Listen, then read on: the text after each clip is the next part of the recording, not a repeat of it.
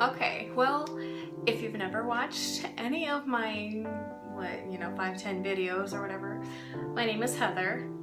A few years ago, I uploaded a video about my awful experience with Topamax. I think it was called my Topamax nightmare or my Topamax experience, something like that. It was like July 2015, I think it was. So yeah, it was almost 3 years ago. I had gotten, a lot of comments on that video from people who took that medication who had epilepsy and be like, oh, well, medication works differently for everybody. I have epilepsy and it helps my seizures great and, or helps control my seizures. Grammar, Heather. Anyway, which, I totally agreed with. At the time, I was given that medicine because I had really bad migraines and, the normal migraine medication wasn't working and, ibuprofen wasn't staying on top of it, nothing. So my doctor's like, okay, we'll try you on Topamax. And well, after the first dose, took it before bedtime, woke up in the middle of the night, had like a horrific, trippy reaction, went to the hospital and all this stuff.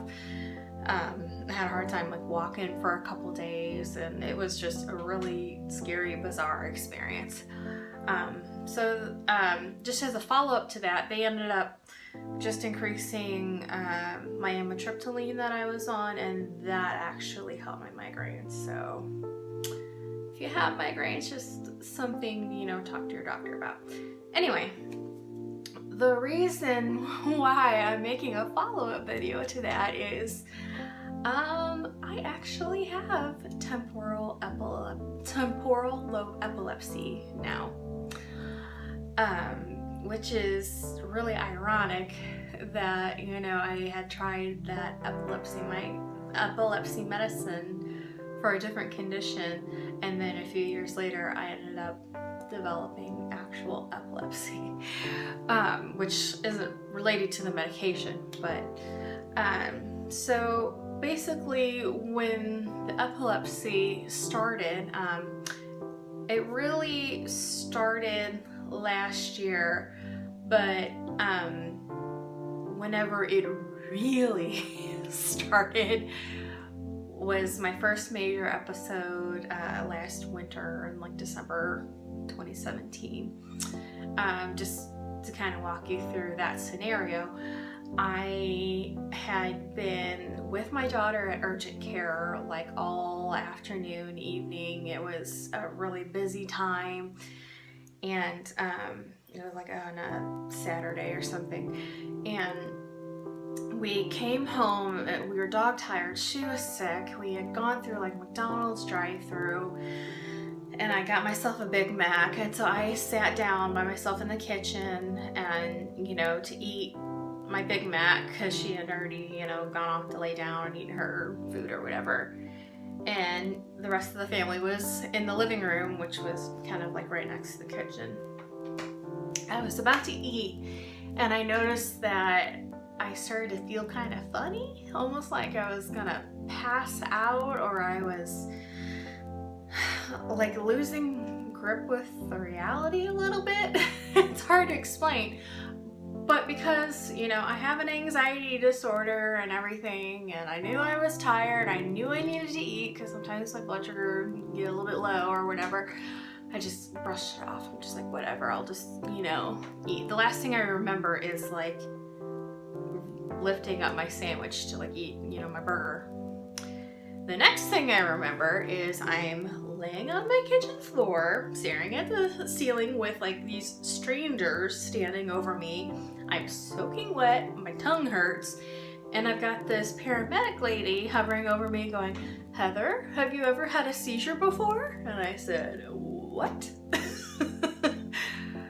And so it was just no time had passed at all. I was just go to eat my burger, wake up and there's strangers everywhere, and my husband's on the phone and he's trying to keep the kids in the other room, and I'm just so I was just completely out of my mind. I couldn't I felt like I was just gonna pass out, or like everything was just not real, and it was really scary, and I thought I legit felt like I was gonna die. I was nauseous and just felt like I was just gonna like lose grip. It's a really scary feeling.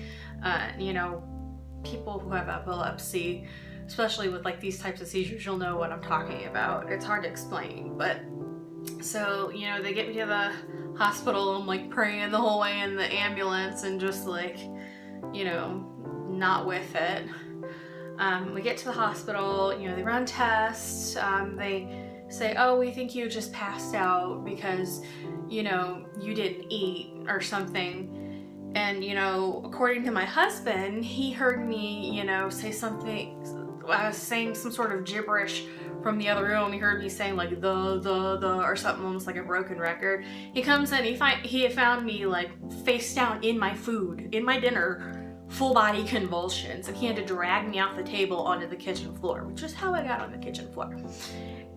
And this doctor sitting here saying, oh yeah, you just passed out. You know, sometimes you can shake a little bit whenever you pass out. It's like, and you pee yourself and bite your tongue as well?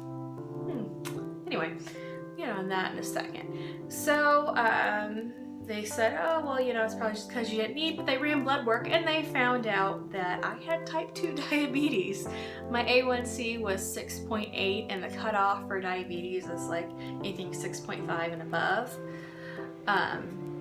So I found out I had type 2 diabetes that night, which was not fun. I was really thankful that, you know, I wasn't critical and, you know, they let me go home after a while, gave me, you know, Zofran and like anxiety medication or whatever, and sent me home. But, you know, I didn't drive until I saw my doctor, and they had like a 1-hour EKG done just to be on the safe side. You know, my primary doctor, the nurse practitioner, and since that came back clear, they're like, okay, well, yeah, I guess it really was, you just passed out and had some convulsions. And I'm like, okay, well, thank goodness, you know, because I don't want it to be anything more serious. I mean, who would want it to be anything more serious? So, you know, I kicked my butt into gear to take care of myself because, you know, honestly, my mental health had been so bad for a really long time that I had legit just stopped taking care of myself. I could barely function day to day, and I had been at my highest weight ever whenever I had that episode, went in the hospital.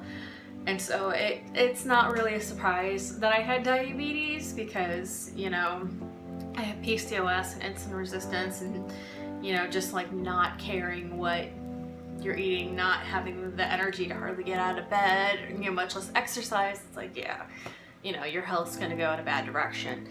But, you know, I'm thankful that I was diagnosed that night because it kind of kicked my butt into gear and gave me a new lease on life. So I started taking, you know, diabetes medication. I just like a really low dose and just diet, exercise, really strict on my diet and everything.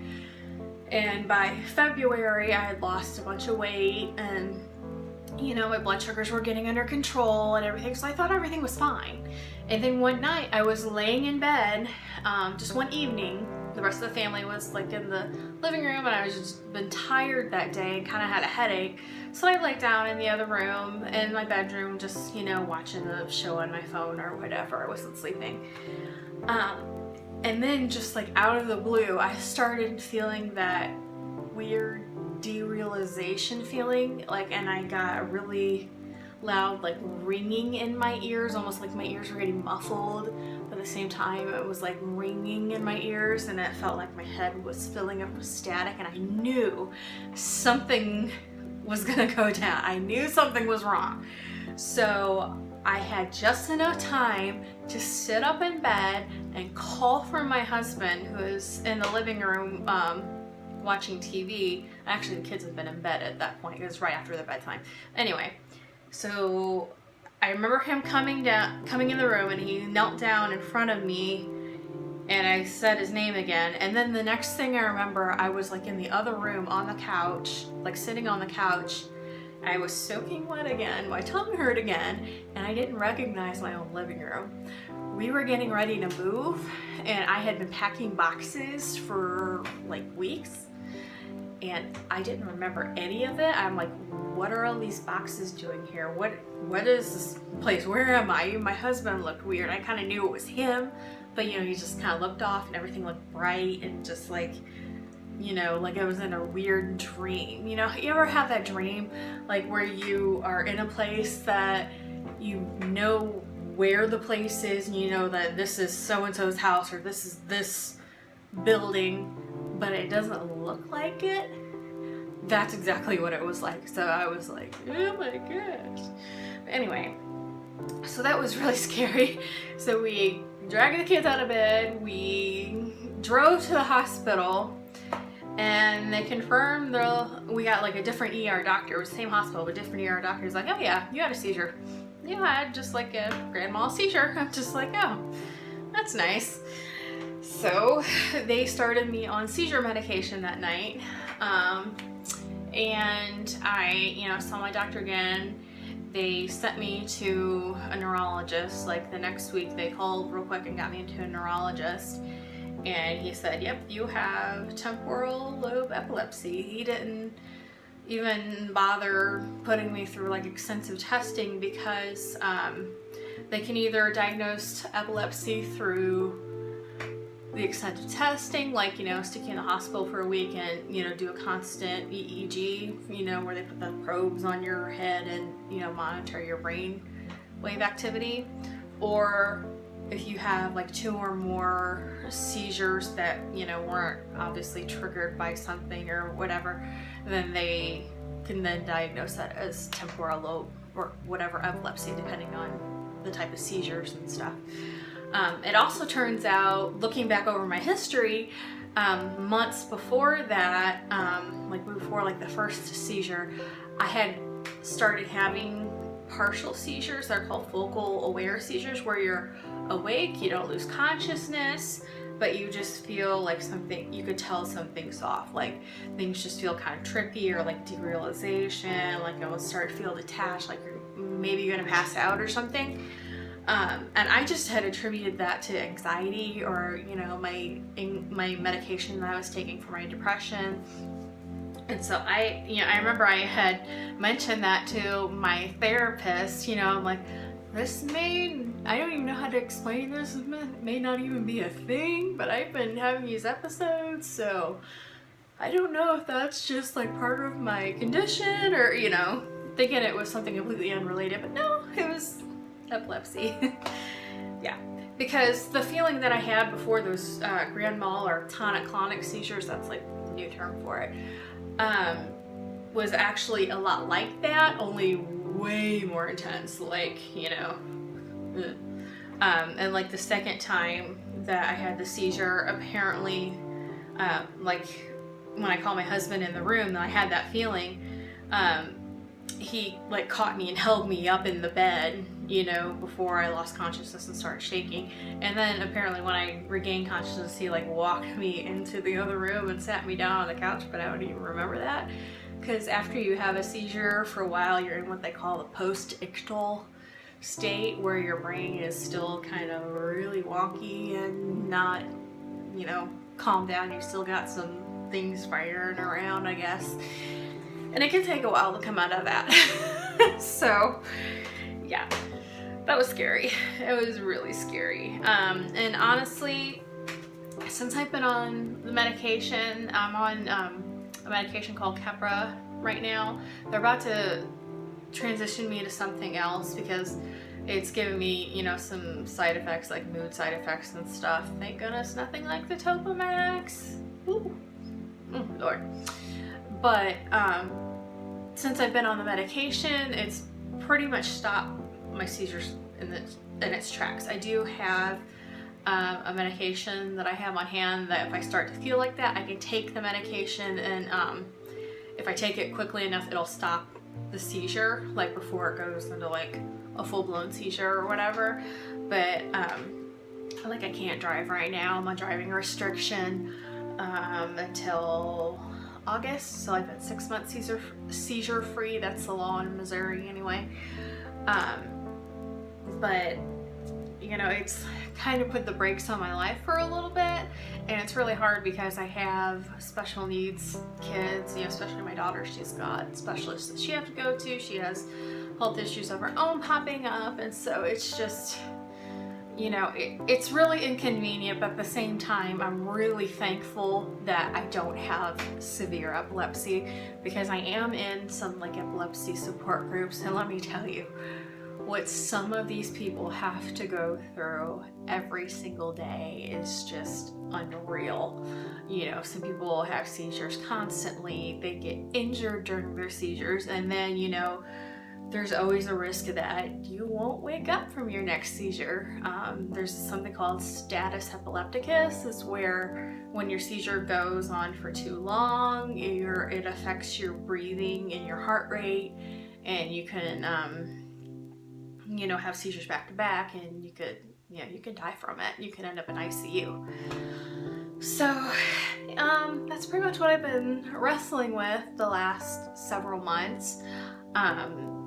You know, I'm really thankful that, you know, I've got my diabetes under control. My A1C is back down in a healthy range. I still have to be really strict as far as what I eat. I'm really thankful that I'm not having seizures every day, because I know some people are not that lucky. You know, and I've met some amazing people through all this, people who deal with these conditions and have dealt with this since they were born, and you know, they're fighting every day, and I've met some that, you know, have awesome senses of humor even through all the scariness that they're dealing with. So, you know, there's always a silver lining, you know, even if though it's like not a good thing to have, but you know, there's always something to be thankful for. You know, and sometimes if you don't laugh, you'll cry. So, but yeah, that's pretty much what it is. I took an epilepsy med several years ago when I didn't have epilepsy, and now I have epilepsy and I have to take epilepsy meds. So that's kind of the follow-up to that. And one thing I did want to mention, if you do have like a serious medical condition like epilepsy or diabetes, one thing that I would highly recommend that I got is the MyID medical ID bracelet, and I got little slider tags to highlight my main information on there, because with diabetes and epilepsy, you're supposed to wear one all the time. This one is nice, and I won't show you my ID info, but there's like a QR code that you can scan. There's a phone number and a web address, along with like your personal PIN number or ID number on the back of this metal part, so that if you are out in public or something and you pass out or whatever and they have to call paramedics, all your information is completely accessible from this. I mean, like on my public profile, I have my insurance card, I have all of my medications, my allergies, which are like, you know, the list is a mile long. You know, all the pertinent information that, like, whenever I had my seizures and I was like out of my mind, I couldn't remember, because I couldn't hardly remember my right from my left. And you know, this isn't like a sponsored thing or whatever. This is just something that I found, and this is comfortable because it's silicone and I've worn it swimming and everything. But that's just something to think about if you do have a medical condition like that. It really helps EMS workers out if you have all that information easily accessible. But anyway, that's enough of this long-winded video. I will, I guess, post any entertaining updates on that, or important updates if I ever have any. I'm hoping to maybe get into uploading some different kinds of content on this channel, just because, you know, I'm a stay-at-home mama and I need something to do. Anyway, thank you so much for watching. Bye.